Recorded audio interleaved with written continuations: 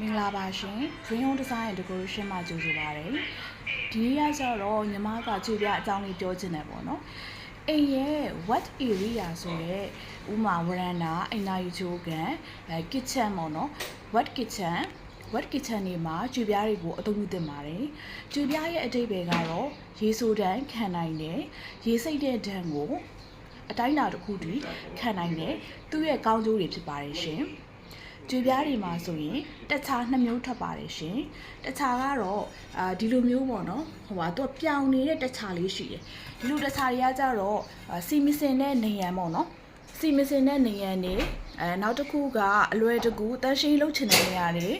အဲ့လိုတွေမှာအသုံးပြုလို့ရပါတယ်ရှင်ဥပမာမိဖို့ကုံပေးခြင်းမိဖို့ကုံနေရန်အစရှိသဖြင့်ဖြစ်ပါတယ်ရှင်ကျန်တဲ့ဒီ non slip type ပေါ့နော်ခြေချော်မလဲနိုင်အောင်အသုံးပြုသင့်တဲ့ကြွေပြားတွေကိုကြတော့ဗရန်နာအိတ်ခမ်းတွေအိတ်ခမ်းတွေအင်နာရီချုံခမ်းကြမ်းခင်းတွေအသုံးပြုသင့်ပါတယ်ရှင်အခုနကဒီချောတယ်ပေါ့နော် polish type ပေါ့ polish type အမျိုးအစားကြွေပြားတွေကိုကြတော့အင်နာရီချုံခမ်းနေရနေမှာအသုံးပြုတဲ့အခါအလွယ်တကူတန်ရှင်းလုပ်ပေးလို့ရတယ်ပေါ့နော်အဲ့လိုမျိုးရွေးချက်နဲ့ဒီကြွေပြားတွေကိုအသုံးပြုကြပါတယ်ရှင်ကြွေပြားကကြတော့ဒီအမျိုးအစားပုံမူတည်ပြီးတော့ပေါ့နော်တပိတ်ပတ်လည်ဈေးနှုန်းကအစားရှိတယ်ညီမတို့ကကြတော့ကော်ရယ်ဘီလက်မြေတဲရယ်ကိုအချိုးကျနာစွာကြွေပြားကပ်ပေးတဲ့အတွက်ကြောင့်မလို့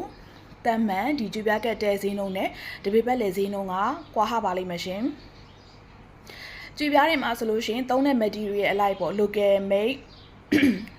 ပြီးလို့ရှိရင် China made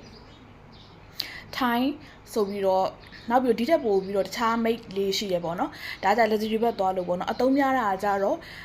China ထဲမှာဆိုဒီဇိုင်းစုံလို့ China အသုံးများတယ်ထိုင်းမှာဆိုလို့ရှိရင်လေသူကတက်ချလေးရလေ China mate ကြွေပြားတွေထက်လေ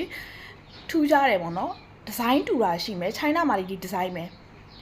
ဒီထိုင်းမှာလေဒီဒီဇိုင်းပဲဒါပေမဲ့ထိုင်းကတက်ချလေးကပိုလှနေတာမျိုးရှိတယ်အဲ့လိုမျိုးလေးတွေပေါ့နော်နောက်တစ်ခုကကြတော့အခုနောက်လက်တော်3လကြတော့ဟိုဟာကြွေပြားမဟုတ်ပဲကြောက်ပြားအမျိုးအစားပေါ့နော်နောက်ခံကဝေဖာကွက်တွေကြောက်ပြားအမျိုးအစားကကြတော့6လက်မ32လက်မအရှည်လေးတွေပေါ့နော်ဒီဒီဇိုင်းလေးတွေကိုလည်းအသုံးပြုလာတယ်ဘယ်နေရာမှာသုံးလဲအိတ်ခမ်းတွေအိတ်ကန်တွေစားတောက်ဆိုင်တွေရဲ့ကျန်းကြီးတွေမှာအသုံးပြုတယ် shopping mall တွေမှာဆိုလို့ရှိရင်တော့နှစ်ပိတ်ပဲကြွေပြားတွေပေါ့နော်အရင်ကအသုံးပြုခဲ့တယ်နောက်ပိုင်းကျတော့တခြားအမျိုးအစားပစ္စည်းအမျိုးအစားအသုံးပြုတာများတယ်ပေါ့နော်